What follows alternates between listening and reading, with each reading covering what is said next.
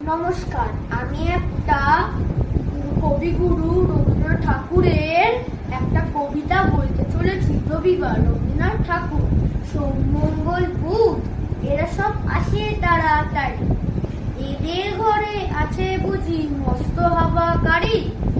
রবিবার সে কেন মাগো এমন দেরি করে, ধীরে ধীরে পৌঁছায় সে সকল বারের পরে। আকাশ বাড়ি তার বাড়িটি কি সবার চেয়ে, সে বুঝি মা তোমার মতো গরিব ঘরের মেয়ে। সোম, মঙ্গল, বুধের খেয়াল থাক বাড়ির জন্যে, বাড়ি ফেরার দিকে ওদের একটুও মন নেই।